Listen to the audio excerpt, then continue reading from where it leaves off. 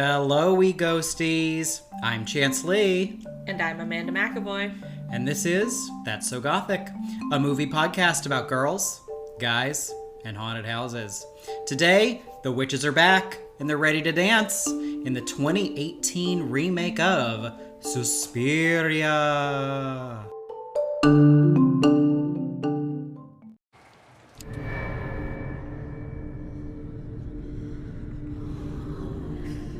At the beginning, she gave me things. Perfect balance, perfect sleep. Oh, she wants to get inside of me. I can feel her. Oh, she can see me.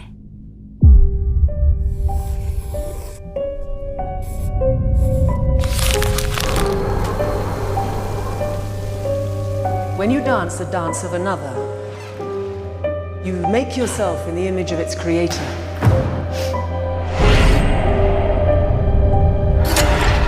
I feel like I'm not even here yet. The dumpling's incredible. 1, 2, 3. The way she transmits her work. You have to decide, what is it you want to be for this company? There's more in that building than what you can see, Doctor. You are living with dangerous people.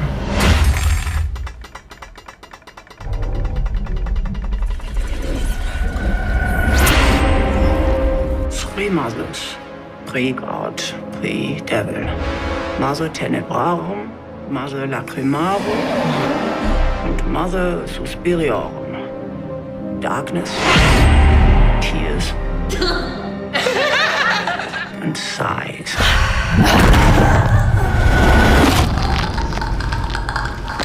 You're making some kind of deal with them. I don't know what you're talking about.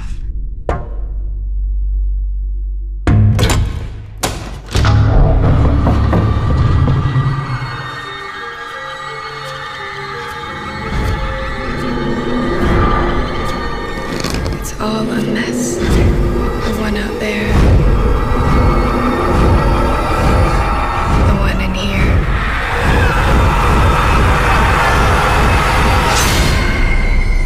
The one that's coming.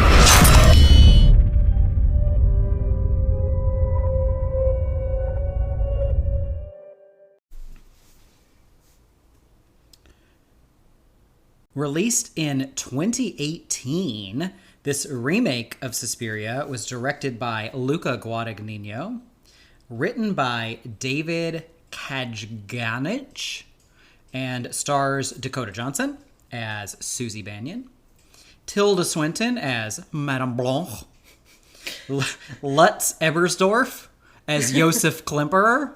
We'll get to that. Love that guy. Mia Goth as Sarah.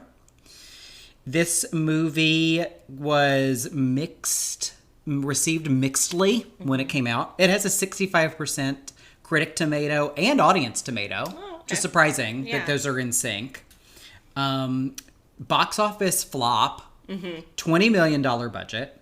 It made $8 million worldwide, but it only came out in 300 theaters Yeah. in the U.S. I don't know I tried to find a story behind that, Yeah. and did not know why it was not even distributed. Maybe because it was like an Amazon movie. Maybe. Yeah. And yeah, it was produced by Amazon, so it did go shortly to Amazon Prime thereafter. If you haven't seen it and you're a Prime member, you can watch it there for free. For RogerEbert.com, the reviewer Christy Lemire gave it 3 stars. She was one of the positive reviewers. She says that Suspiria isn't so much a remake as it is a seriously insane expansion on the original. She says the 2 films share a setting, a few character names, and basic premise, and that's about it. Yeah. So that's a good place for us to start. But let's break down the cast and crew first. So director Luca Guadagnino. Have you seen any of his other movies? I have not. I don't think you're missing much. Yeah. None of them have ever interested me. Yeah. So I've seen 4 of his movies, including this one. 3 of them have Tilda Swinton. Yep. 2 of them have Dakota Johnson. So I've seen I Am Love, which is Italian, Tilda Swinton, Nothing Happens until like the end. A Bigger Splash which has Dakota Johnson, Ralph Fiennes, Tilda Swinton again. Tilda Swinton doesn't speak in that movie. She's a singer who is resting her vocal cords, so she does not talk. Oh. And Ralph Fiennes is naked in it, which is nice. Okay. But other than that, it's like a bunch of spoiled, rich white people causing trouble. Okay. And then there's Call Me By Your Name. Yep. Another iconic gothic horror. Because Timothée Chalamet is seduced and misled by Armie Hammer. Yeah, that's true. So, he got his gothic horror chops. Yeah. Got some practice in with Call Me By Your Name. I can see Armie Hammer as like a vampire type, so. Well, he's a cannibal. Ah, that's right. That's yes, right. Yeah. yes. Even before the cannibal stuff, I was just like, this movie's weird. Yeah. There's that age dynamic between them. Yep. I don't find Armie Hammer charismatic at all. No. So- His eyelashes are too light. Oh, I've never noticed yeah. that. Maybe that's it. Yeah. He's so intense because his eyelashes are too light. Okay. Yeah. It's kind of like when people don't have eyebrows. Exactly. Right? Exactly. Okay. Yeah. So again, this is not a We Hate Luca Guadagnino podcast, so No. we'll save that for another time. My joke, also though, I do have to make another joke, which is that, and you're not going to get it because you haven't seen Call Me By Your Name, but I say, did you know Tilda Swinton is also in Call Me By Your Name? And people say, really? And I say, she played the Fly. because at the end of Call Me By Your Name, there's this very dramatic scene where Timothée Chalamet's like crying in front of a fireplace, but this gigantic housefly just keeps like bumping into him. Okay. And it's like, guys, why didn't you do another take? Yeah. It's so distracting. Because they don't address it or anything. Like it's not supposed to be a part of the movie. No, it's not a part of the movie, but It's it's hilarious. huge. And just like dive bombing him. Oh my god. So yeah, I like to say Tilda also played the Fly, Yeah. which she would. Yeah. She would. And we'll get to Tilda in this movie in a bit. So I think, Tilda and him love each other. Yeah, and I think collaborate a people like to work with him because he takes them to these gorgeous Italian locations. That's true. Like, if I was an actor Yeah. and personally did not like Luca Guadagnino, I would not say that. No. And if he wanted to cast me and send me to Italy, Please. I'm on the plane. Exactly. Luca, what do you want me to do? Exactly. So that's his highlight. We have Dakota Johnson. What do you think of Dakota Johnson? So this is, I think, one of the first things I've ever actually seen her act in, besides like her minor role in like The Social Network. She's in The Social Network? Yeah, I think Oh. I think she's the girlfriend in the beginning. I think that's Rooney. That's right. That is Rooney. That's Rooney. Oh, she's the one who no, she's the other one who hooked up with Justin Timberlake's character. I fell asleep by that Yeah, point. yeah. But that's the only thing I know her from. I know her from that. I know her from Lines. And I know her from That's Not True, Ellen. That's not true, Ellen. That's Not True, Ellen. Her magnum opus, We in my can- opinion. We can really thank all the stuff coming out about Ellen. Yes. Credit that all to Dakota Johnson. Dakota Johnson. Yeah. I actually recently, after watching this movie, I watched parts of Dakota Johnson's Architectural Digest tour. My favorite video of all time, because she is so unhinged in that. It's so funny. I feel like she's more unhinged in her AD interview than she is in this movie. Like, I wish she had channeled some more of that in this movie. Yeah. But how do you feel about Dakota Johnson? I love her. Yeah. If people don't like her, I don't trust their taste.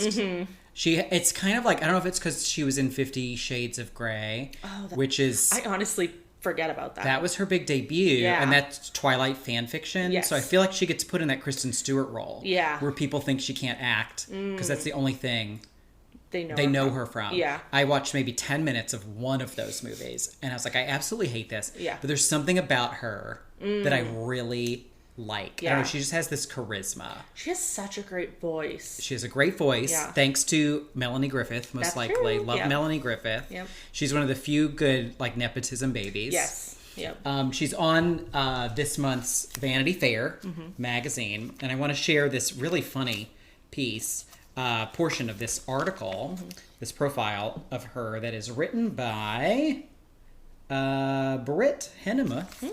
But she says, if you're curious how a free spirit like Johnson handles a social gathering, here's a story from a get-together not long ago. All right, so this is Dakota Johnson talking. People were talking about the metaverse. It's a very serious business. And I said, I have a couple of NFTs. And they said, really? What do you have? I said, nice fucking titties.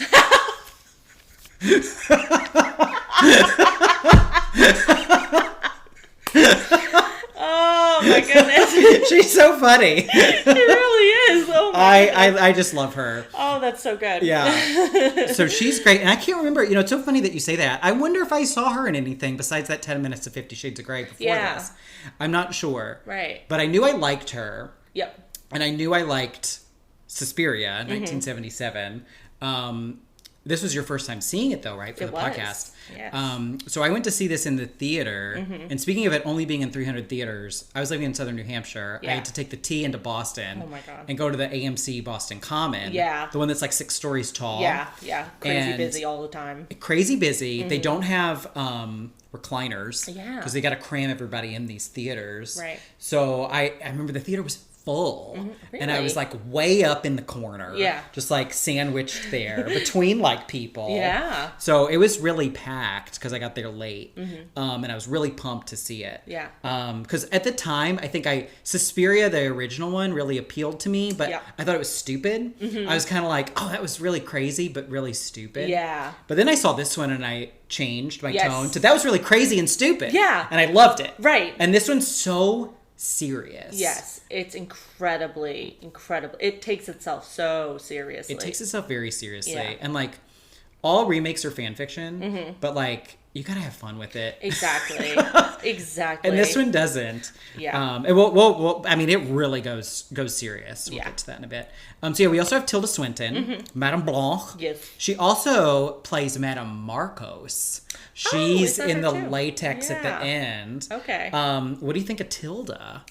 I mean, I don't know. I mean, Tilda Swinton, I feel like her just being there makes the scene uncomfortable. She's just a very intense person. So, I mean, I think she was, well cast. Yeah. I didn't know she was Madame Markos. Yeah. So that's really interesting. Tilda Swinton, I've never had like a strong opinion about, which I feel like, I don't know if a lot of people feel that way about her. I feel like people really like her. Yeah. She's a weirdo. Yeah. But like, I don't know. Yeah, I'm the same way where I'm not like, ooh, Right. Tilda Swinton. I'm not like going to go see a movie because it has Tilda Swinton in it. No. Yeah. No. Yeah. So we also have this. So there's Lutz Ebersdorf. So when this movie was in its promotional cycle, they said they had a psychiatrist, Yeah, like German an actual psychiatrist named Lutz Ebersdorf, amateur, and this is his first acting role. Yeah. It's Tilda Swinton. Yes. In an anatomically correct latex suit. Yes. That she wore all the time. Really? All of the parts. Yes. All of the anatomically correct parts she wore all of the time. Okay. Even under the clothes. Yeah. But during the press cycle, Yeah. she refused to say that she played Josef Klemperer. Yes. They made a big deal out of it. They made a big deal out of this. They swore she did not play him. And then they came out later and she said, I never lied. Yes. Josef Klemperer was played by Lutz Ebersdorf, but I played Lutz Ebersdorf. Incredible.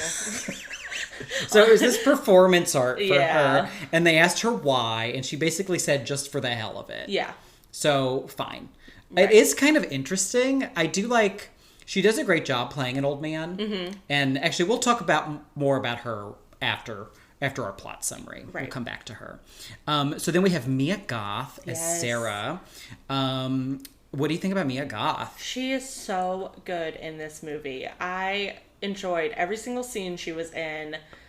She's just so phenomenal. I don't know how to describe it. Just her face is just so perfect for this movie because it's so like sweet and innocent, and she always looks surprised. Yes. She's always just kind of like in awe of her surroundings. She just, I love her so much in this. I fell hardcore for Mia Goth in this movie. I think the summer before this, I saw A Cure for Wellness. Okay. She's also in that. Yep. And I was really enchanted by her. But this one, I was just like, oh my God, I love her. Yeah. And she became someone who, like, I go see a movie because Mia Goth is in it. Exactly. And I can't remember if this came out before or after High Life, which is a space movie with Robert Pattinson and Mia Goth. And maybe that was before this one. It doesn't matter. Yeah. But that was another one where I was just like, oh my God, I have to see everything Mia Goth is in.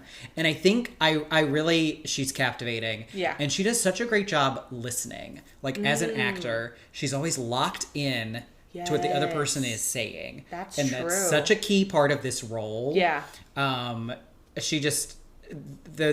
we'll get to it in a bit, but the movie's in like 6 acts. Yep. And Act 4 is like my rewatchable act because I could Yes. just watch. That's where she takes over. Exactly. To me, she's the only interesting character in the movie. Yeah. She's the only one who's like, what the fuck is going on here? Right. And trying to figure it out, Yeah. which is interesting. And yeah, she's just such a good performer. When they're, there's a part where they're dancing Yeah. and she's her partner and she's just Yeah. so playful and like Yeah. into it. Yes. Ah, I Yep. love her. So yeah, I think that, anything else you want to add about the cast or crew of this movie? I don't think so. Okay, let's get into our plot summary. Great. I always say we're going to try to keep it brief, but this time I mean it. This movie's almost 3 hours long. Yeah. The original movie is like 90 minutes or less. Yes. This one's almost twice the length. Exactly. I had to watch it in 2 parts. Does not need to be. No. Honestly, since it's in 6 acts, Yeah. it should be like a 6-episode limited series. Yeah, that actually would be interesting. I don't know why they didn't do that. Yeah. I bet if they tried to do this now, even 3 or 4 years later, like Right. that's what they would do. But yeah, so we're told right off the bat that it's 6 acts and an epilogue. Yes. So I was doing some research on the font Mm-hmm. of Suspiria. It was designed by the guy who created the text crawl of the original Star Wars. Oh, Can't believe that guy's still alive. I know. Good for him. Yeah, but if you search Suspiria font, there's Uh-huh. a Vox.com article all about the font. Not a good podcast topic. Yeah. So you can't look at it, so you can go there. But there is this, I do have to try to describe it. There's this motif. Yes. It looks like a comb on its side or like a piano keyboard. Yeah. What is that? I don't know. So like they'll say the act, Yeah. and then there's like this little thing, but it grows. Each act, it seems to get bigger. Sometimes it's Right. black and red. Yeah. Eventually, it takes over the whole screen. Yes. And I'm like, what is this supposed What to be? is that? Like a fence, maybe? Is it a fence? I thought it was, since there's no, one of our Gothic motifs is the piano. Yes. Or as Benedict Cumberbatch says, piano. Yeah. So we haven't even talked about that movie, but it's Yeah. become canon. Yes. So I searched like Suspiria piano motif or something. I found one person on Reddit that posted this paragraph. Oh. That was like, what is this? I thought it was the chords to the theme. He posted this whole thing. What do you think? Wow. No one responded to him. It's like the only post on Reddit probably Yeah. that no one's ever responded to. Yeah, seriously. And, and it's been like 4 years. Wow. So I've got to find that guy. and be like, Yes. did you ever figure out what this was? Yes. 'Cause I'm so interested. I don't know what it is. So, Ghosties, if you know, email us. Yes. So we're told Act 1, 1977. Mm-hmm. So already we're a little like further in the future than with the original Yeah. Suspiria. So there's this dancer named Patricia who's running away from a dance studio, and she asks Josef Klemperer for help. Mm-hmm. He kind of ignores her. Then we have Susie Banyan. She shows up in the subway. Yep. Did you notice the sign says Suspiria? No. There's the sign for like the stop says Suspiria, and I think that's the only time we see the title in the movie. Interesting. And so she shows up at the Madame Markos School of Dance. And there she impresses them, and they admit her into the academy. She's given Patricia's old room, and she meets Patricia's friend Sarah. Yeah. So that's our setup. All right, Act 2, Palaces of Tears.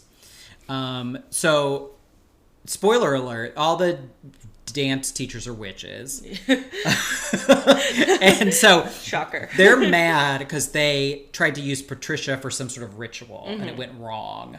And there's this schism between some support Markos. Yes. Or there's that one woman who says Marcus. And it throws me, I'm like, no, coach her on how to say this. Or Blanc. Yes. So there's a schism on who they're supporting. But the majority support Madame Markos. Right. All right. So that's happening behind the scenes. And then there's a dance rehearsal. They need to shuffle things around because they have been told that Patricia has joined this like German rebellion army. Right. There's this East-West Berlin stuff that I am not. Yeah, I'm not versed on that. No. Yeah. We went, I assume you went to public school. Yes. Yeah. And I went to public school in Mississippi. So Yeah. I don't think I even knew No. where Germany was on a map. No. The only thing I associate with that time in Germany is David Hasselhoff. Actually, and he was more Yes. in the 80s. Yeah. Yes, because he was when the wall came down. Yes, he was there. Yes. That's the only thing I know. Yes. Yeah. So this is PH, pre-Hasselhoff. So we know nothing about it. Yeah. But there's a lot of that happening for no reason. Yes. Just like this historical context. But anyway, so there's this dancer named Olga who, like, no offense to Olga, looks like 20 years older than the rest of the dancers. She does. So Yeah. dance is a tough sport. Right. We've talked about this before. You know, Yes. they're all, so you got to retire when you're like 25. But like Olga's there. She's mad. I thought she was one of the teachers at first. This is all very rude Yeah. to Olga. I apologize. But she's pissed because they're replacing Patricia. So she throws a fit. She calls them witches. Yep. And I swear she says that this place is a box of rabies. But I don't know if I just wasn't hearing her correctly. But I want to use that line sometime. This is a box of rabies. That's good. And leave. So then they get Susie to perform the part of the lead, even though she's brand new. But Madame Blanc, Tilda Swinton, does this weird curse thing on her. Yeah. Rubs her hands and they kind of glow. Yeah. And so she somehow like linked her with Olga. So as Susie dances, poor Olga gets thrown around the room. Yep. She's in this mirrored room, smashed against the walls. Yeah. Her bones are breaking. Yep. What did you think about that scene? I actually loved that scene. Yeah. And I read afterwards that a lot of that was done with practical effects. I think that's why they cast Olga, because she's a professional contortionist. Yeah, which is awesome. I thought that was really cool. I actually did really enjoy that scene. Up until that point, I kind of wasn't very interested. Yeah. I was kind of, disassociating a little bit. Yes. And I will say that scene genuinely, I mean, obviously it got my attention. How does it not? But I think that was maybe the peak of the movie, maybe another scene that comes later, but I did really enjoy it. I do think Dakota Johnson is maybe not the strongest dancer. Right. I think she put in a lot of effort, and I would never, I'm not better than her, but it was a little bit distracting at times. Yes. And they must have a double for her that they do a really good job with. They do. Because it never looks like it's not her. No. She has this very long red wig on. Yeah. Oh. So that helps disguise it, I think. She kind of headbangs a lot with Yeah, it she and does. stuff. But it helps disguise the face does, of whoever's yeah. doing the dancing. Yeah. Random side note. Have you ever seen the movie Flashdance? Flashdance. Which one's that? Flashdance is the one with Jennifer Beals where she's a welder by day and an exotic dancer by night. Oh, yeah, a long time ago. It's terrible. I always get that one mixed up with Footloose. Footloose, yes. Yeah, there's yeah. the holy trinity of 80s dance movies, Yeah. Dirty Dancing, Footloose, and Flashdance. Right. And that is the order of quality. Oh. Flashdance is at the bottom by far. That's the one with the rope in the water, right? Yes. Yeah, okay, Iconic scene. Yes. And we'll have to find a way to make Flashdance gothic so I can talk about it. But at the end of that movie, Jennifer Beals is trying to legitimize herself and audition. Yes. But I don't know if they didn't realize that someday we would have video or resolution would be better. But people are seeing this on a big screen. Yeah. There's close-ups and it is her stunt double. I'm like, that is not even her. No. It's so terrible. Yeah. So at least we've come far Yes. in the last 40 years where That you is never true. know it's Dakota Johnson's stunt double. That part is good. And they make her jump a lot. Yes, which that's one of my favorite parts of the movie is how shitty Dakota Johnson is at jumping. Yes. She's really terrible at it. Yes. And as someone without calf strength, I feel seen. Did you ever think she was going to break something? Ooh, come down and a bone would pop out. Yeah. That did not occur to me, but ooh. I don't know if it's because I saw Black Swan and there's a lot of toe stuff in that one. Right. But I was like, are they trying to misdirect me? Because she's doing all that jumping and I really expected her to come down on it. Yeah. But nothing. She's fine. Yeah. She's fine. So no one knows that this has happened to Olga. Yeah. So Olga's crushed in a little heap. Yep. The witches come in with these big long hooks. Yeah. And gently they just very spear her. easily slide into Yeah, her yep, just and they drag her into this hidden room. Yeah. And then Susie has these weird dreams. Mm-hmm. She dreams of her hand being burned with an iron, which may or may not have happened. Because we'll learn later she grew up in this intense Mennonite household. Yes. There's a bunch of blood. There's a woman with a big perm. Anyway. Yeah. So then we're at Act 3, borrowing. So Sarah enlists Susie to find out what's going on with Patricia. Mm-hmm. So they go snooping in the office and they can't find anything. Mm-hmm. But Susie sees the witches have hypnotized these detectives. Yes. And are playing with the guy's ding dong. Yeah, they're and laughing at him. Yeah. It's actually really funny. I love that scene. But she doesn't say anything. Yes. And we'll talk about this later in Susie's motivations as we get, but she never reveals this. No. And then they make a point of her stealing something from a drawer. Did you see what it was? No. I rewound 4 times. Really? And I could not figure out what it was. Interesting. Because she waits until Mia Goth's character turns the other way and then snatches something out of a drawer. Yeah. And if that comes back, I don't... Yeah, because I was going to say, I can't strange. even think of like something that comes back later that it could have been. No. So very strange. Huh.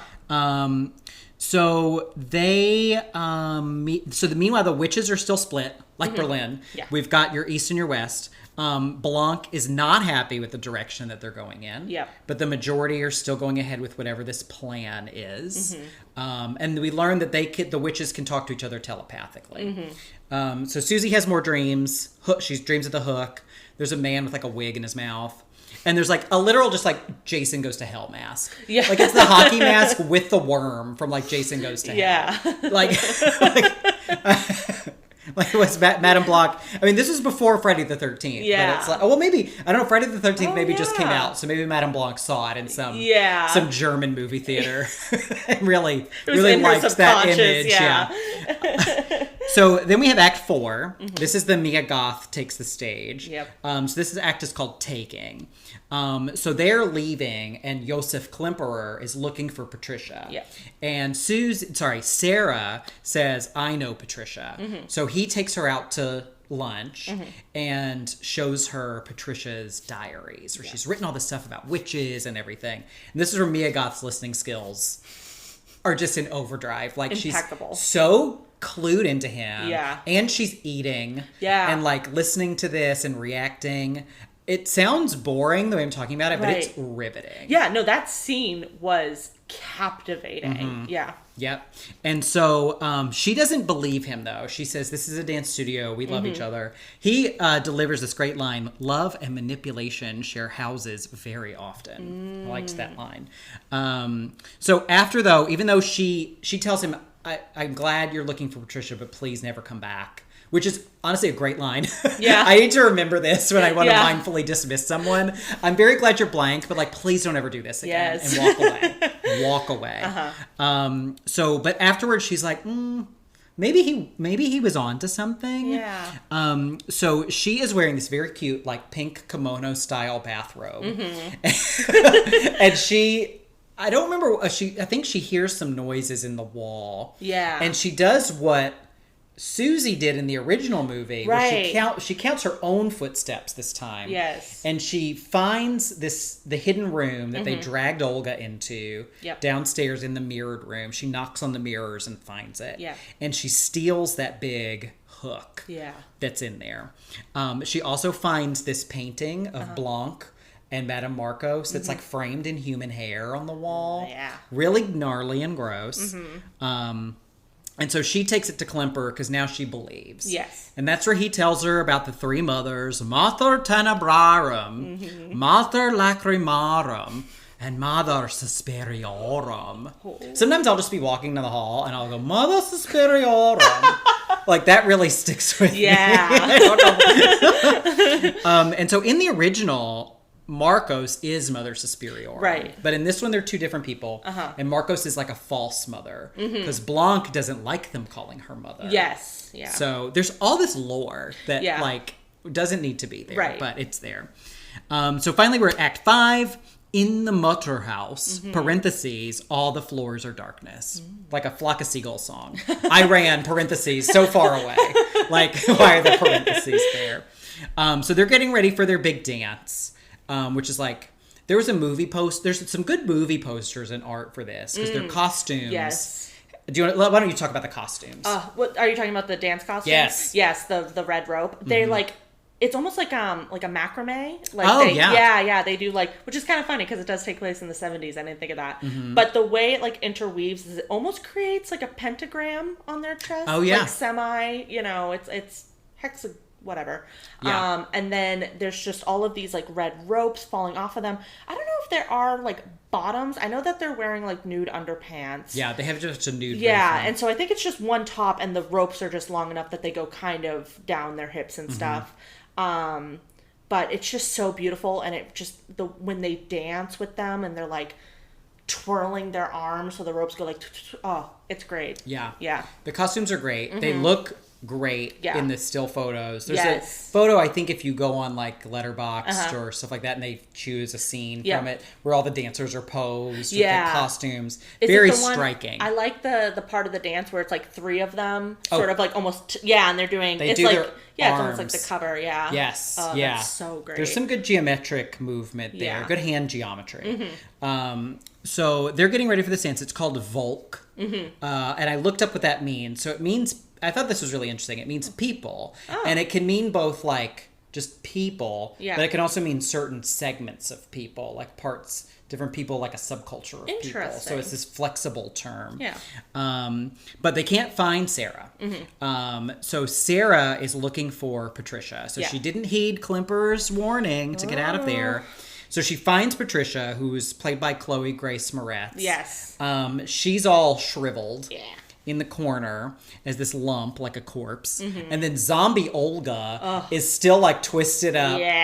But now like missing a foot and stuff. Like she's missing parts of her limbs. She's not looking too good. She's not looking good. And she's like stalking her in her contortionist pose. And these holes start opening up in the floor.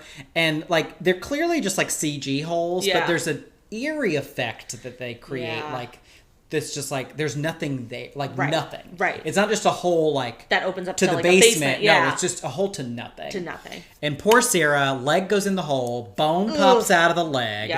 Mia Goth screams like nobody's business. Oh my god! I had to turn the volume down on the TV so I didn't disturb my neighbors. And then the witches swoop in. They like heal her leg and zombify her somehow. She comes out with like milky eyes. Yes, her eyes are really cool. And they make her go back into the dance. All right, so the dance. Tell me about the dance. Okay, so in combination with the last scene with all the zombies and then the dance, that is probably my favorite segment of the movie. It's just so good. And that is like the one part of the movie that I just couldn't look away from. But yeah, the dance, I mean, I don't know that much about dance. I did it for 5 years, but Lord knows if I picked anything up from it. But yeah, basically it's like this, Susie, she's the, what do they call it? The protagonist of the dance. So she has this really interesting face makeup on. She's kind of in the center the whole time. And it's almost like the other dancers are like swooping in at her at like different points. Like they're kind of like coming up to her and then leaving her. And I just love the moment when Sarah, Mia Goth's character, steps out onto the dance floor and you can hear her like bare feet on the floor. I just think it's so cool. And then the whole dance, it's like just this crazy, just women on top of each other with the ropes flying and the hair moving. And again, I don't know that much about dance, but a lot of the women sort of like congregate in the middle at some point and start doing like crazy kind of contortionist, but not really. Like, it's really good. There's a part, I don't know if I think it's Mia Goth's character. She kind of slides out between Dakota Johnson's legs. There's a lot of birth very imagery birthy. here.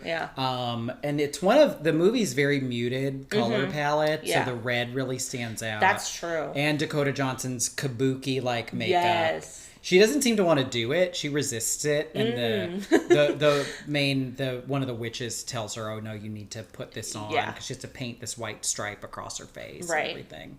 I have trouble with the dance scene. Actually, really? I love that you love it. I think it's because it cuts so many times. And I have trouble. I can't put it together in my head. That's very true. So that's my own thing. So I can't, when it cuts, it's like I'm taken out of it. And it cuts so many times. That's what I focus on, which is obviously not the point. And you're looking at the audience and you're looking at Tilda watching them, and it's hard for me to piece it together into a cohesive picture. And I can't remember, in that scene, is it kind of just like the music that's like just sort of like keeping rhythm, or is that one of the weird Tom York songs? Both, maybe? Okay. I feel like the Tom York songs are just very staccato anyway. My goodness. That's true. It's very just like percussive. And I there's think a lot of, just like the it's either like, are you hearing them stomp, or are you hearing the music? And I do think they do some of the like groaning in it too. Yes. They munt. Munt. Munt. It's a moan and a grunt. A munt.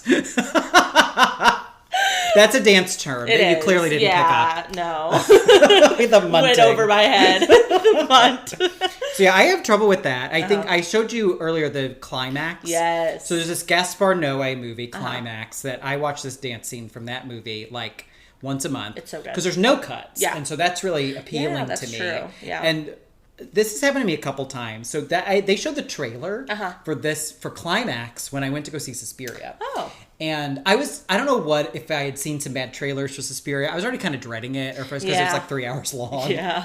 And Luca Guadagnino, Yeah. I was kind of like, eh. But I remember sitting there and watching the trailer for Climax and being like, oh God, I wish I was seeing that movie instead. And then I was so underwhelmed with the way the dance was filmed. Yeah. And put together. Right. And I don't know, again, we love Dakota Johnson. Yes. But I don't know if a lot of it's because she's not a dancer. Yeah. So, maybe they had to piece this together a bit. Yes. So you're to avoid... Again, they do a great job of not showing us when it's not her. Yeah. But yeah, and then I saw Climax after this. And I was like, that's what I want. Yeah. That's what I want from a dance. Yes. So it's you did a good job of explaining what it's meant to be, which I love. Yes. So unfortunately, it's cut short because all of a sudden Susie why? I thought she was a zombie. All of a sudden she starts screaming in pain. Yeah, Sarah does. Sarah, I'm sorry. Yeah. So Mia Goth, Sarah. Yeah. She starts screaming in pain and they stop the dance. Yeah. Yeah. And that's it. And that's it. Yeah. So then we're at Act 6. And Madame Blanc and Susie can talk telepathically now. Mm-hmm. That's just happened all of a sudden. Nice. Klemper's wife, Anka, comes back. Yes. Played by... I can't remember the... author of Uh-Oh, Cleo. Yeah.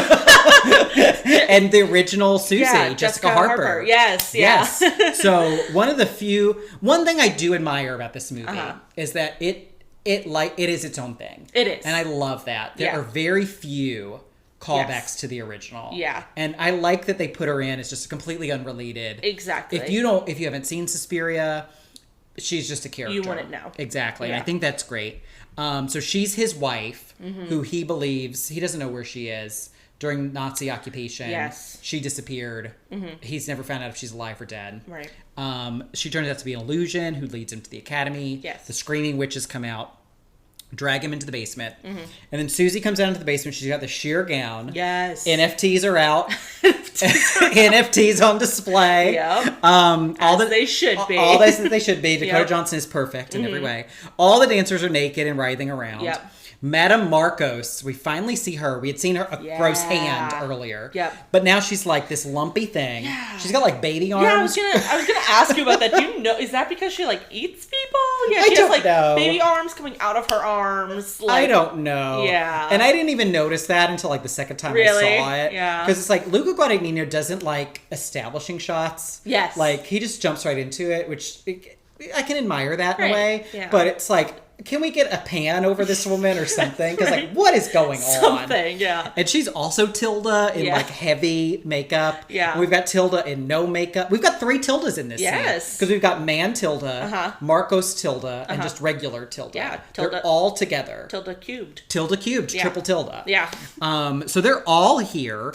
And Blanc tries to talk Susie out of this. Yes. Because they seem to like each other now. Yeah.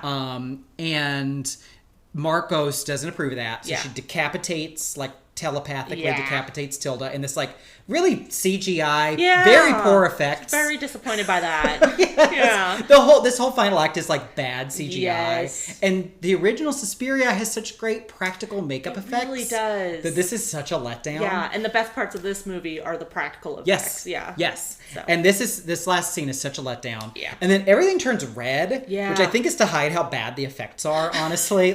There's no reason for it to be red. Yeah.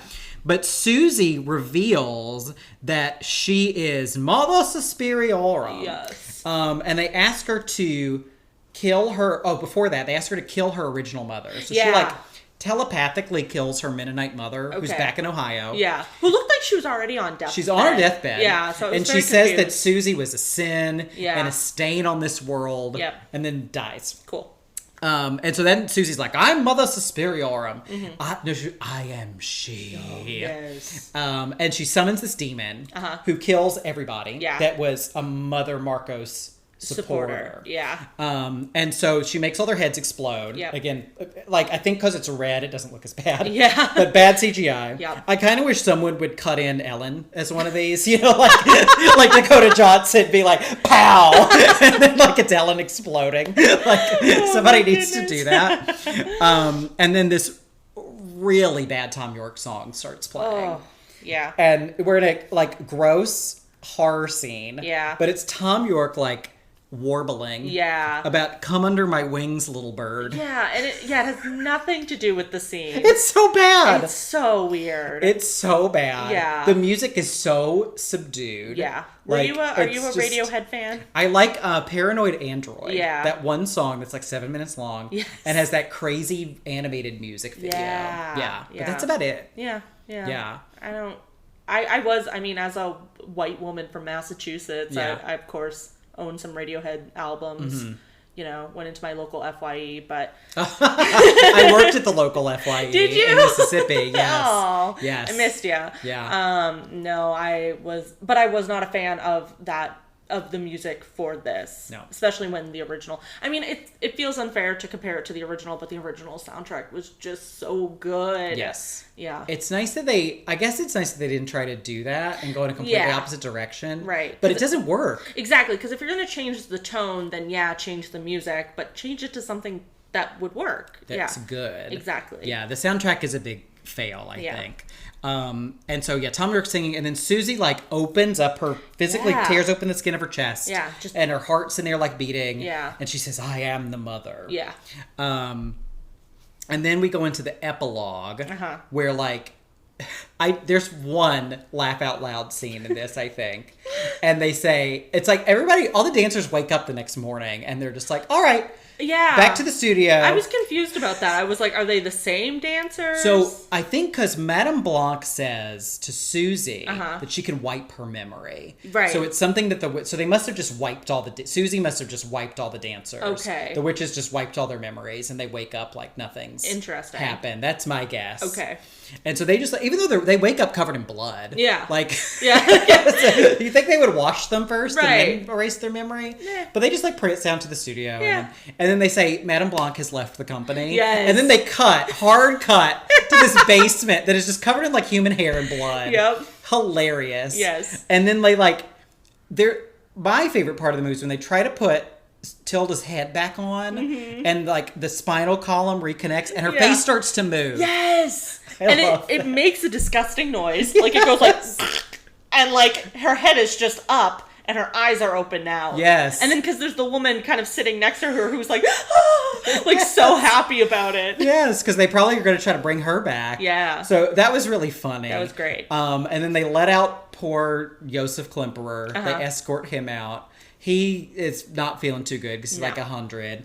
And then Susie goes to visit him. Uh-huh. And she tells him that his wife died. Yeah. She got shipped off to a concentration camp. Yeah. I'm like, God, we've officially brought the Holocaust into this. Yeah. Full bore. Yeah. And, it's all because he had all these opportunities to save her and Yeah. never listen. And you don't listen to women. And here are all the women you don't listen to. Yeah. And she says, the world needs guilt, but not yours. And then she, like, erases his memory. Yeah. But, like, everything. So it's kind of like, that's his fate. He only had these fond memories of his wife. Right. And now he's lost those as well. Yeah. And I always appreciate, strong female characters. Yeah. Saying, you know what, we don't need you men. Yeah.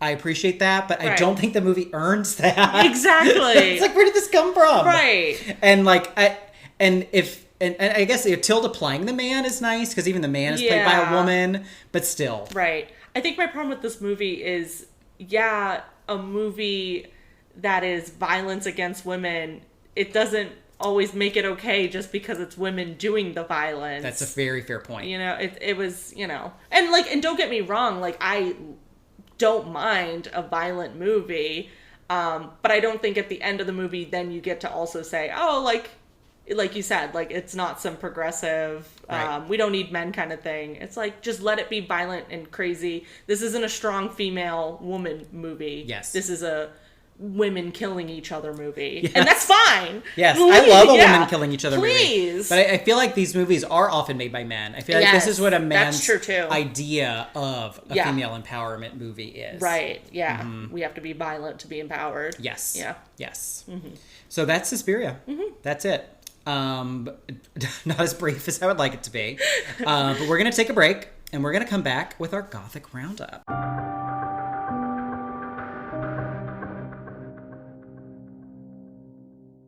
All right, we ghosties, we are back with our Gothic Roundup. As you know, every Gothic movie has 4 key elements: a girl, a guy, a haunt, and a house. So our girl this time, Susie. Susie, she's very different. She is. The girl is often like a damsel in distress type. But she either seems to not care about what's going on, or is actively killing people at the end, which is great. Yeah. So my question to you is, was she always Mother Suspiriorum, or is there a part where she was taken over? What do you think? I don't know. I'm really interested to know your take on it, because I will say I was very blindsided by the ending. I did not expect it whatsoever. So it's not like something I was picking up on clues throughout the movie. Maybe if I watched it a second time. But I don't know. I mean, and it's funny because as I was watching the movie, I was thinking to myself, oh my God, why are they giving so much background to Susie? I was like, I don't care about this. Yes. You know, I was comparing it to the first one. I was like, Suspiria doesn't need character development. No. I don't want this. But now in retrospect, I'm like, okay, were there hints there? Were there, you know, clues? So what do you think? So this was, since I obviously hate myself, this is my 3rd time watching this movie. Right. I have liked it a little better each time. And so I was active. The first time I watched it, I was just like, I hate this. It's garbage. And the second time I was like, let me see if it's garbage. And then I decided, yes. And then this time I was like, okay, I'm going to really try to make this movie on its own terms. And I really thought about that. And so my idea, I think she was from the beginning. For a few reasons. Her mother does say she was like a sin. From the beginning. Right. She was different. This weird child. And very early on, they say that they're giving her another girl's room. And she says, Patricia. And they say, how do you know that? So there is a knowing there. And then she sees the witches teasing the police and doesn't say anything. Right. So she kind of knows what's going on. Right.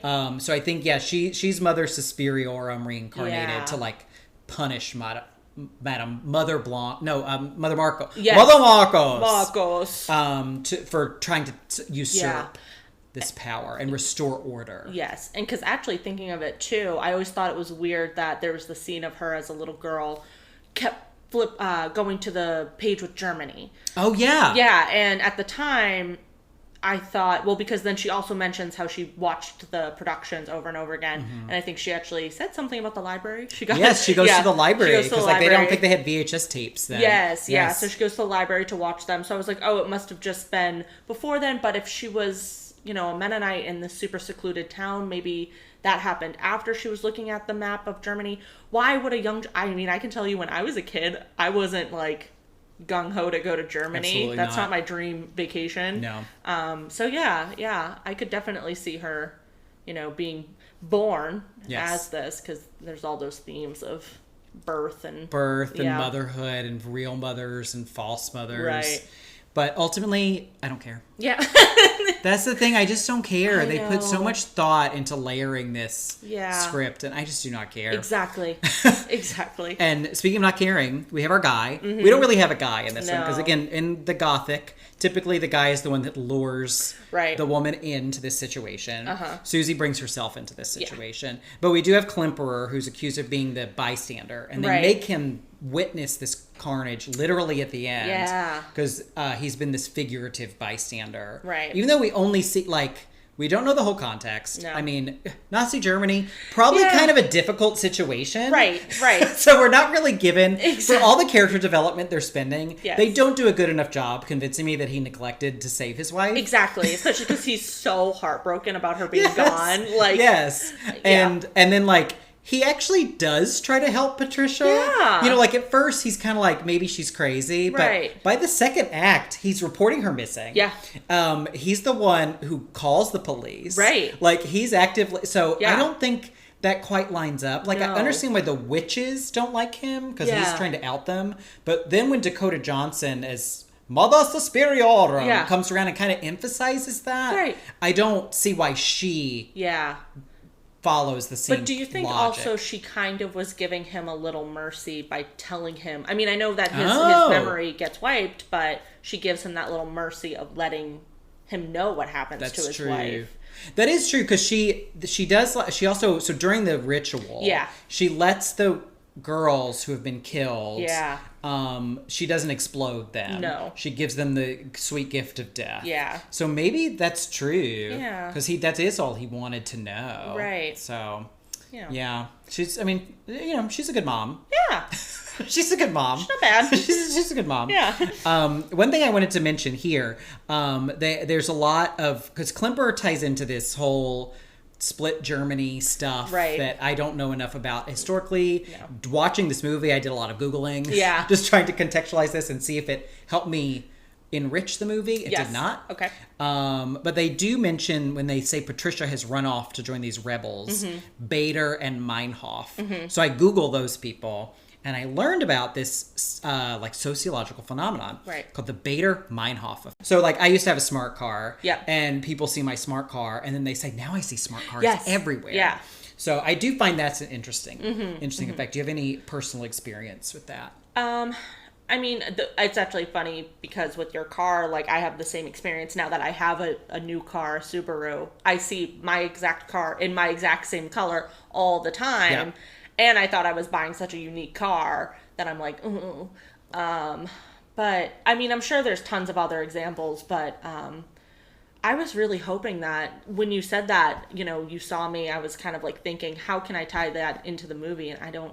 No, that's what I thought too. It's like, maybe Yeah. there's something like, witches, they're Right. everywhere, but like they are, so it doesn't work Yeah. in a movie like right, this. exactly. So I think it just is them. I don't think they even thought about that part. I No, think they're just probably not. adding this historical Context, We have to yeah. watch all these videos. There's always something on the TV about Yeah. the conflict in Berlin, Right. And bombs going off, Yeah. and like it doesn't amount to anything, Right. So our haunt, we have witches once again. Uh-huh. I like the German word for witches, Hexen. There's a great silent film called Hexen, which I highly recommend. It is a fake documentary. I don't remember if they tried to pass it off as real, Yeah. or if people just knew at the time. Right. But it's a documentary about witches. Yeah. But it's all made up. But it's done documentary style. But what I really like about this movie, and it's from like the 1910s, 1920s, very early on. Yeah. And I think I don't know if it was made in Germany or I want to say Sweden. Okay. It's European. Yeah. But at the end of it, they make a point by saying witches are the women who are not fitting into society. Oh. And basically the concept of witches is misogynistic. Yeah. Like they explicitly make that point at the end Right. of this movie that is over 100 years old. That like, you know, Yes. the woman who didn't marry anyone, Exactly. she's a witch. The Yeah. woman who's too opinionated, oh, look, now she's a witch. Yes. And so I do love that about that. And I like that this movie just reminds me of that. Yeah, movie. yeah. But and I mean this movie does fit into that. It you know, does. all the witches, they're the dance teachers, they're Yes. unmarried. Right. You know, they live in this coven. Yeah, I'm sure for the time it was like weird to have a group of women living together, you know, with no men in that. Because actually, and that's the thing too, is this movie is missing even the male piano teacher, the male, you know, help and everything like that. So That's true. yeah, Are there any men in this movie? gosh, the police. The police, The and they get made fun detectives. of. Yeah, they do. They get And made they get fun made of. fun of. So I do approve of that. Yeah, 'Cause, that's even fine. our main male lead, as we said, is played by Tilda. Yeah. So yeah, there's very few men in Right, it. So that right. that is an interesting choice. Uh-huh. And then finally we have our house. In Mm-hmm. this case, it's the Madame Markos Dance Academy. So this was shot at a Italian hotel, Mm-hmm. the Grand Hotel Campo dei Fiori in Italy. And this hotel is actually on like a remote mountaintop with like gorgeous views. So again, please, Luca, I know, have us in a movie, right? Like no wonder they love filming with him. Yes. And then they used, I don't know if they got exterior shots or it's just made up, but to make it look like it's near the Berlin Wall because there's all this graffiti and stuff. So gorgeous location. I do find the interesting context between the Art Nouveau of this one and the Art Deco of the original. Yeah. And I imagine that had to be intentional. Yeah, I would think so. Because the original has a lot more, hard angles and geometric shapes, Yep. whereas this one is more of a flow. Yes. And also, speaking of flow, though, going back to the dance, we never get to see them dance in the original one. That's so I true. do appreciate that they tried. Yes, yeah. And I told you, I think that there should be more horror movies with synchronized dancing. Yes. I think synchronized anything, swimming. Yes. More Ooh, horror. I want a synchronized swimming movie. Yeah. With like a shark or alligator Yes. or something. All I'm thinking of is what's that Hollywood movie with like Scarlett Johansson and and the guy who plays Han Solo. What is that movie? Adam Driver? No. The young... he's not Han Solo. No. The young... Harrison Ford? No, but he plays the new Han Solo. Alden Ehrenreich? Yes. They're in a movie together? Yeah, and he plays like a cowboy. It's like it was a very Oscar bait movie. It happened in LA. I think it was George Clooney. It was either George Clooney or Brad Pitt. But all I remember is Scarlett Johansson is doing this synchronized swimming. It's, I guess, not even synchronized swimming, but Is this Hail Caesar? Hail Caesar. I've never seen this. She comes out of the water, but the way they filmed it is actually kind of cool because they filmed it as she was going into the water, but then they reversed it post-production, so it looks like she's coming out of the water dry. But anyways, long story short, I want to see that, but with something horror happening. Yes. Or like the last scene in It Follows with like the pool. I haven't seen that more. either. Oh, that's such a good movie. I need to see that. Yeah. Yeah, like maybe the Meg too. Yeah. They can have the Meg More at like a synchronized swimming during the Olympics or something. Meg 2. And you just Olympic fever. See, and people think that the fin is like part of it or something. And everyone in the stand is like, yay! Yes. But yeah, more synchronized movements. Synchronized movement. In horror with movies. Actual dancers. Yeah. No offense to Dakota Johnson. She can do literally everything else but jump. Exactly. Everything she is else such a but shitty jump. jumper. But yeah, if you haven't seen Climax, at Yeah. least just Google Climax intro Yeah. and watch that. It's the greatest thing you'll ever see. That was really cool. So I do have a bonus gothic. So a lot of our typical bonus gothics are romantic rival. There's no romance in this movie. No, not at all. Incest. Nope. I mean, maybe those Mennonites or something, but we don't get to see that. Right. We have the Panano. There's not even a Panano in this movie. Panano. But new category. Oh. Former Radiohead band member did the score. Because we're going to have some future movies that were scored by Johnny Greenwood. So Oh my God. that's our new gothic element. Okay. Former Radiohead member did the score. All right. I like that. So this does score a point for bonus gothic. It does. Not a good point. Not a great one. No. I knew as soon as I heard Tom York's voice, I went, this is a movie made for film bros because... Why does he have to sing? Oh my God. Johnny Greenwood just does music. Okay, that's good. Like, he just does music. He doesn't have to put his reedy little voice in there. Yeah. Because, like, Trent Reznor, he does He music. does great movie scores. He's not and screaming he like he's not still in sing. 9 Inch Nails. Exactly. Didn't he do the score for like Soul or something? Like a Disney Pixar? I know he did, actually, I think The Social Network. Okay. Yeah. He works with David Fincher a lot. Yes. But I think he has an Oscar for like a Disney movie. That feels right. Which, listening to I Want to Fuck You Like an Animal as a high school student, I would have never thought, one day Trent Reznor is going to be House of Mouse getting an Oscar Seriously, for this. didn't have that one on my bingo card. So Disney officially owns everyone. Yeah. Will eventually own everyone if they own Trent Reznor. So. Yeah, for sure. We're all next. Yeah. So we're going to take a break, and we'll be back to decide, is it gothic?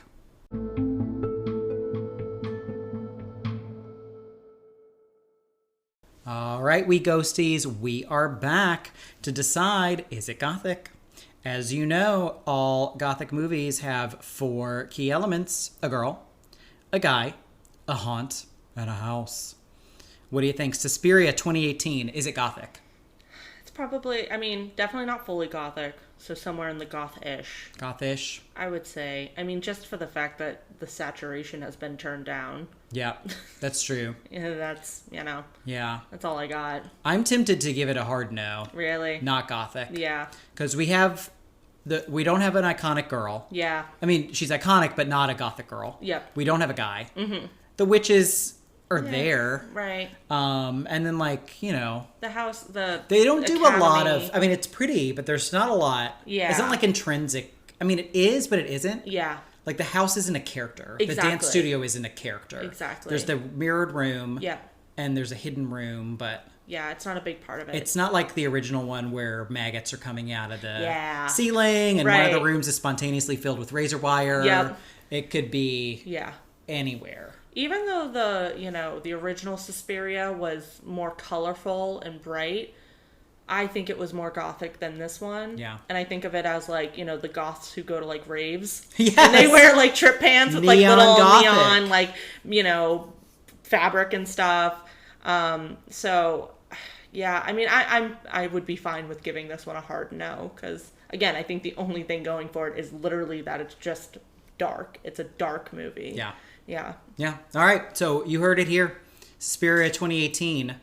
Not gothic. Not gothic. Well, anything else you want to add? Any final thoughts on Modo Suspiriorum? I think my thoughts, just to sum up this movie, is it is, in my opinion, leagues scarier than the first one. Yeah? Like, I was genuinely scared for parts of it, where the first one I was just having a good time watching That's it. true, yes. But I guess, for me, it's it was scarier, but at what cost? Yes. What we lost something Yes. in the translation. Yeah. Because I kind of wanted to ask you, briefly, I guess, do you think you would have liked this movie more if it wasn't a remake? Like, if they had tweaked a couple yeah. of things. I think so, especially on first watch. Yeah. Because I really did go into it With different expectations. Especially on the first watch. I was thinking about the original one a lot. Exactly. Yeah. I was very disappointed when I didn't see an LED peacock. That was Yes! ridiculous. Why would you not have that? No one gets those stuck in the eyes. Ridiculous. For the end is ridiculous. We do have the contortionist scene, which is pretty intense. Yeah. But other than that, nothing really happens. Yeah. There's a lot of crazy gore in the first one. Right off the bat. Yes. They're getting impaled and glass. And it's great gore. This one's just more of a sad, tragic drama. Very dark. I think it's better than a lot of the horror movies that were coming out during the time. Yeah. But I think it being a remake, it really dampened my experience with it. Yeah. I don't know what it is, because I don't think it succeeds as a horror movie. Yeah. I don't think it succeeds as a drama. Yeah. I just don't know what it is. It just wasn't fun. It's not fun. It's not interesting. It felt like work to watch it. It really does. Yeah. It really does. Yeah. So, yeah, I guess don't watch this one. Yeah. Unless you Fast forward to Act 4 Yep. with Mia Goth. Exactly. Hopefully we'll start our segment soon. That's So Mia Goth. Ah. Subsection of That's So Gothic. Yep. Should she be her own gothic bonus gothic? I'm trying to think, because she's in at least 2 or 3 other movies that I think we could categorize as gothic. Interesting. So eventually we'll just spin in and she could be her own category. Great. Love her. Yep. So I guess that does it. Mm-hmm. Thank you all for listening to us break down about Suspiria. We're broken. It's very hot today. We're very sweaty. Please subscribe to us wherever you get your podcasts. As you may know, we're now on Apple Podcasts. So rate and review us there. Drop us an email at sogothicpod@gmail.com. Send us comments or suggestions for future films, especially if they're non-traditional Gothic. We'd love to know what you think is Gothic. And follow our Still Barren Instagram. It's there. Oh, shoot. We haven't added anything to it yet. Hold me accountable if I hadn't done it yet. But it's there. We'll get something up at some point. And join us next time when we delve into true, real world horror. What it's like being part of the British royal family. Ah! All right, boo-bye.